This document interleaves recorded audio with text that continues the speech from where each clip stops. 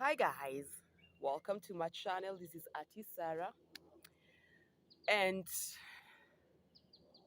I'm blinking because I was thinking that I'm done with Karura. This is week 2 in Karura, and it is just awesomely beautiful. Today I'm wearing my floral that matches with my trouser. These are the shoes.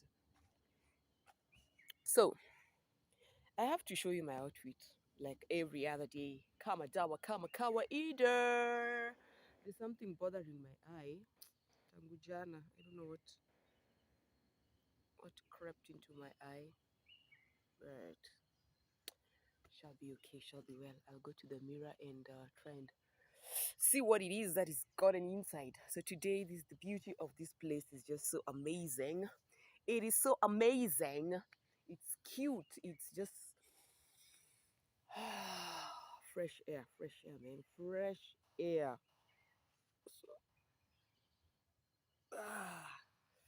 Ooh, that was awesome. Stretching like a cat. Yesterday we were here with kiddo around 20 something kids. 20 something.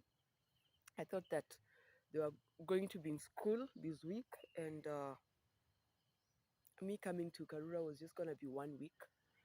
But mm, it is what it is. I'm here and I'm grateful. I'm happy. At least I have a job to do.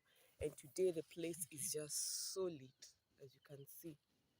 This the sun is just out, and it's making me look cute. And I'm not lingering. It is what it is. If you're beautiful, you are beautiful. It is what it is. So I just thought to talk about a very thorny, interesting topic about, I don't know how many people here are married. I don't know, but I just want to ask, and I stand to be corrected. I stand to be guided. Who came up with the vows?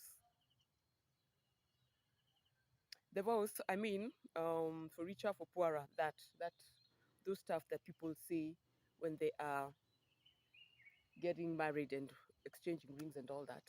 Who came up with it? Is it biblical? Is it in the Bible? If you are a Muslim or any other creed, any other religion, let me be precise. What do you say when you're getting married? Or I would like to know. I like learning and I like knowing. But it just dawned on me the other day.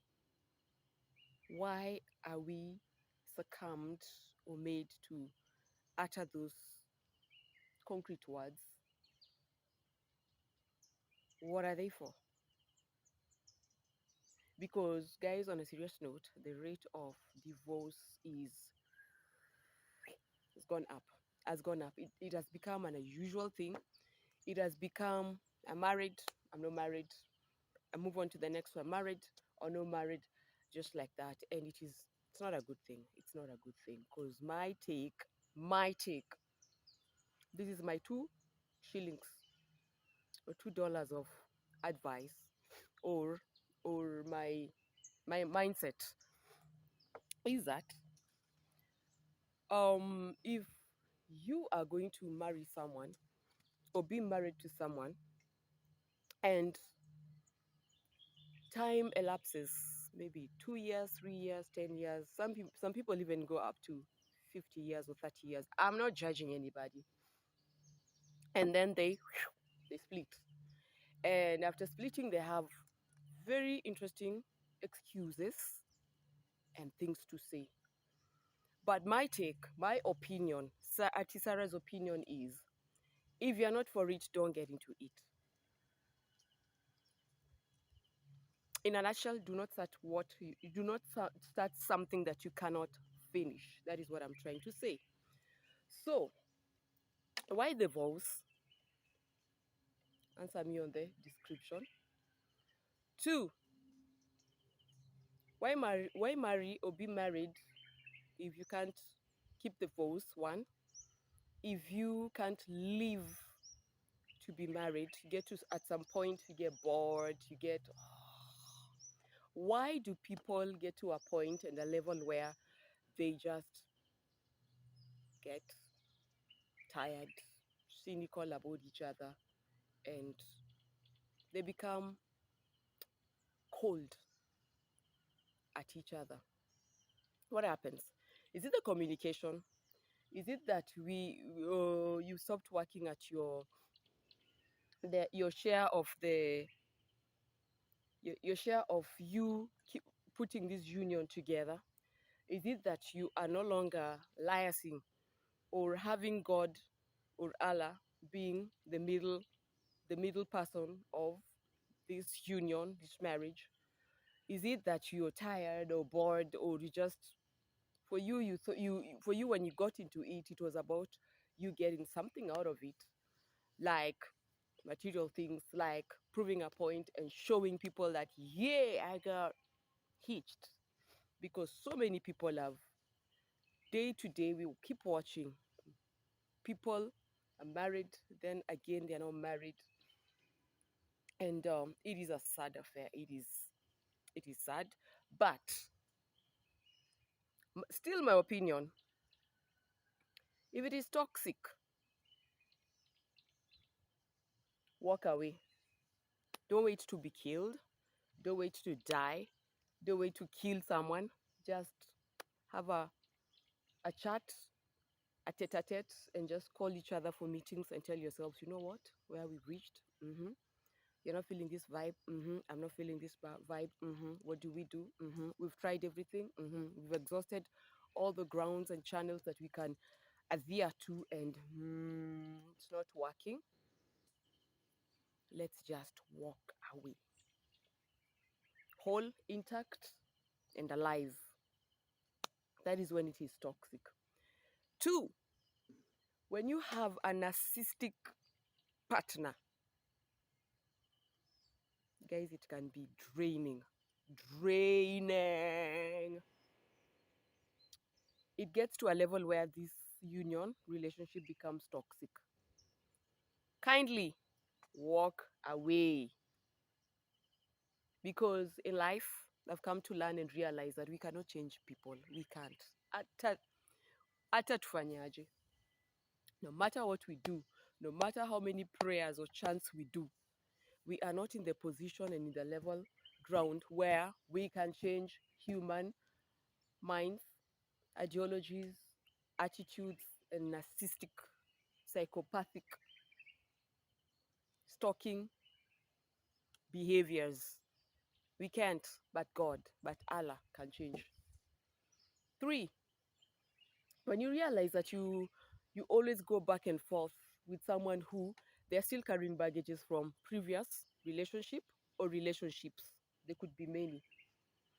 And this person, them they think and know that they are okay. But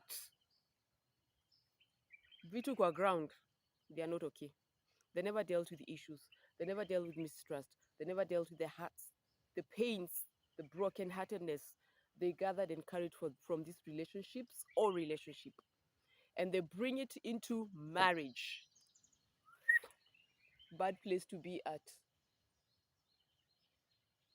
My thing is falling. I'll put it back. Bad place to be at. It is sad, but we as the African community, the society pushes us into craziness. The society expects a lot from us. You get cliches and statements like utavumilia to just be persistent, just carry on with the madness in a nutshell. Where do we stand, call ourselves for a meeting, call the other partner for a meeting, and amicably walk away or solve things? There are things that can be salvaged and can be solved if both parties are in agreement. I've come to learn and realize that people with baggages, They can make the other person who is so innocent, who is so game and so real and so true about this union, relationship, marriage, go mad. New goose, ballistic. Why?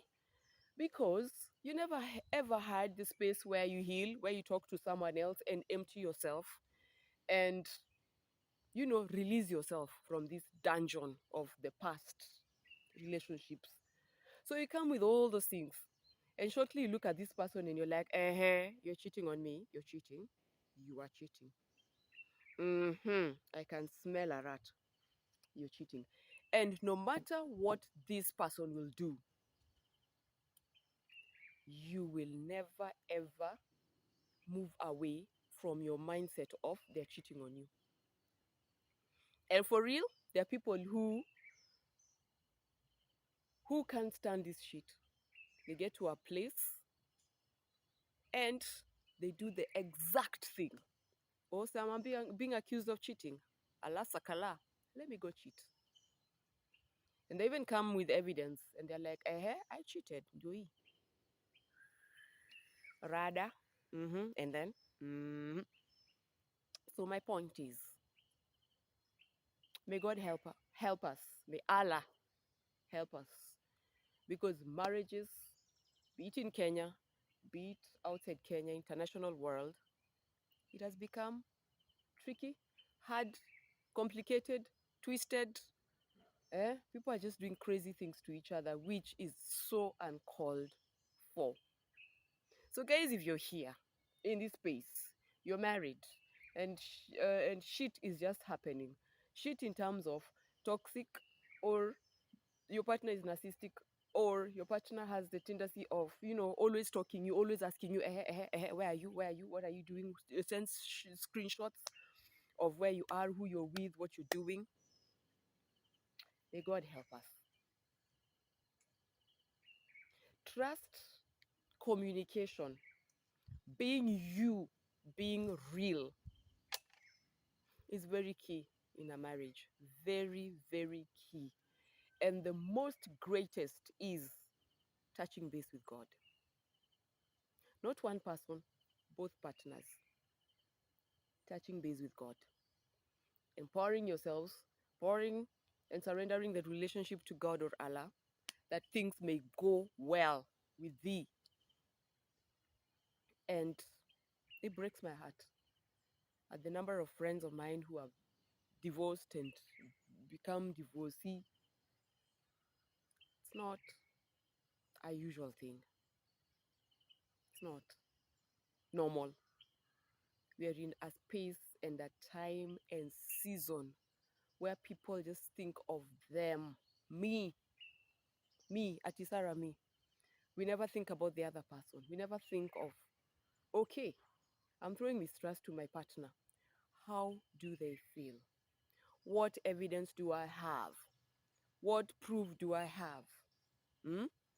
Then you get to a place and a level where you're now stalking, you're now going after them, you're now trying to create scenes where there are no scenes. There's just nothing, there's just emptiness. And this person becomes more drawn and drawn and drawn and drawn and so far away from this marriage, from this relationship. Then the day they get tired and fed up, because real sense and reality and facts is we are made of flesh and blood. We get tired. We get so hurt, so bruised. Have you ever been to a war? You live every day fighting. Every day you go home, you go away, you go back to the camp wounded. You wake up the following morning and you go back home again wounded, and you become so wrecked and so messed up to a point and a level and a space where you decide, I surrender, okay? I'm letting go. I am letting go. And then society looks at you and blames you. You never were persistent. You are da da da da da. But guys, let's be real. Let's be real. Let's be real. Let's be your brother's keeper and be real. Reach out, talk to people, find someone to pour yourself to. Find a counselor, find a pastor, find a sheikh, or or someone in the moral school who you can talk to and just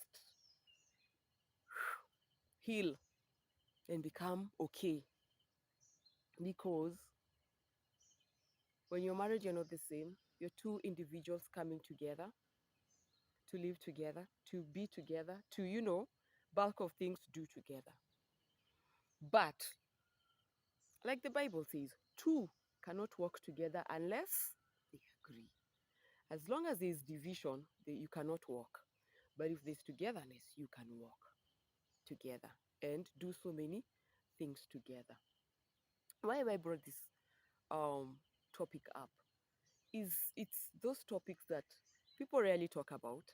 We are good at judging, good at condemning, good at keeping off, good at keeping away, good at gossiping, good at having chit chats, good at sending text about a certain couple, and yet we do not help or salvage anything. We wait until drama per drama, Arabian drama is just going on until now. There's no longer relationship, there's no longer marriage. Then we are there, eh? We are the know-it-all, the Miss Too Good, Miss that one. They're just saying that you're just so good, so perfect. You're the angel. Your relationship, your marriage is the best. Is marriage on married arranged in heaven? Which heaven? There's nothing perfect. As long as we're in this world, there's nothing perfect. Nothing. Nothing. Zilch. So be a little bit empathetic. Be a little bit someone who can bring people together. And then now we've come up with so many. The Yankees are now coming up with shows of trying to find out if people are cheating. Loyalty tests. Manze guys, you can do a million tests, but as long as you're not helping these people to come back together and salvage and just remind each other that this is the reason why we came together, let's stay put. The loyalty test and all these dramas you're doing on YouTube and wherever, God knows where, are not helping us with anything. You're not helping us with anything at all, at all, at all. We are just making matters and things worse. It's not that, guys, married couples are angels. We all have issues. We all have backgrounds. We all have pains and hurts. We all have things that we are working on each and every day. There's no partner who's always 100% okay. Mm-mm. But it doesn't give us an excuse to give up or to be crappy or to be the one who just wrecks the whole relationships. It doesn't. Work your side, I work my side. Let's meet in the middle and say, Nyawe, since we began working on these issues and being accountable to each other, of which you need to be accountable and open and plain and naked without ashamed to each other, things are working. As much as it is not 100%, things are working somehow. You can sit down and say, hey, you used to not communicate. Nowadays, you communicate. You used to shout and yell and scream. Nowadays, you do it a little bit. Progress and celebrate your win-wins as a couple. And I don't want to sound like I'm a motivator or a marriage speaker. I am just trying to bring this topic up to just encourage the marriage people. Love your partner. At times it's hard. Hmm? At times it's hard. This is someone we were never born together with. This is someone you have not grown together with. We are trying to make a life, make a living together, and call ourselves husband and wife. So every day, work out your marriage each and every day. Find fun things to do. Go for hiking, go for a road trip. Go and eat dinner or lunch together, Just find time and spend together and love on each other and love each other. Know your partner's love language. Are they people who love gifts, affirmation, all those things? And do it. Not daily, once in a while. Appreciate your partner, encourage them, speak to them. They just like to be encouraged, like, hey, my dude, man, You are the king. You are the kababa. Hmm? Daddy. You are the daddy. You are the don. Eh? You are the king. Huh? They love such words. Do it, man. Do it, man. And also the jamas. Know your woman. Love your woman. Take them out. There's this thing that people say, when you treat a woman right, it is so easy for them to submit. So easy for them to submit than when you don't appreciate them. You always find, issues with them. You're always bringing them down. You're always, even some jamas go all the full hog of body shaming their wives. Whichever way, whether they're thin, they're fat, it's still body shaming. And that thing really kills a woman's self-esteem, worth, value, and even the love and respect they have for you. And these are the issues that eat up and corrode marriages and relationships. When we sit down and say, oh, she was not good, I should have never married her, oh, she. No, the moment you stood there and stood before witnesses and decreed those words, hmm, for sickness and health, for richer and poor, you love them. You have no excuse, dude. You have no excuse. Just call for yourself for meetings and ask yourself, why did I marry this woman? What good did I see in this man or woman? And bring yourself back. If you need to apologize, do it. If you need to talk it out, do it by all means. So, as I wrap it up, why the vows? Why the vows? Who came up with them? Are they biblical or not? In this current season and space where we live in, are these vows being upheld, or they are no longer holding any water and any importance and meaning to marriages and relationships? Because I love things that make sense, and I have learned to be real. I've learned to be me.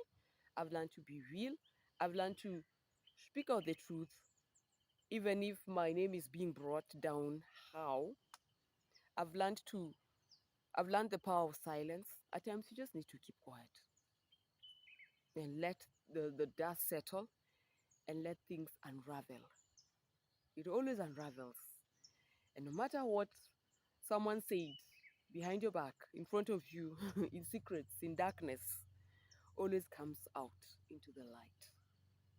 And that is when you can weigh and see, okay, you said this about her, and really? Really? You said this about him, really? Yeah.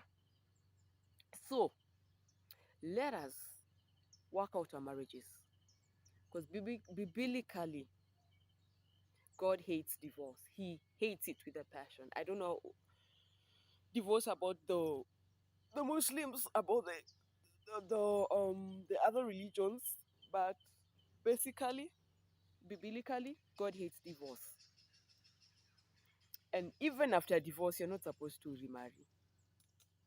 Yep, you are hooked and joined with this human being until they die. Maybe when they die is when you can remarry. But nowadays, one marriage ends, this one ends, I move on to the next one. This one doesn't work, I move on to the next one. This one, And at the end of the day, when two become one, flesh and blood, we are one. Then you break up.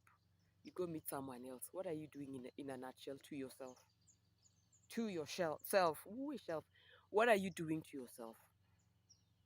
What's your motive for divorce? Unless you're being threatened, it's toxic.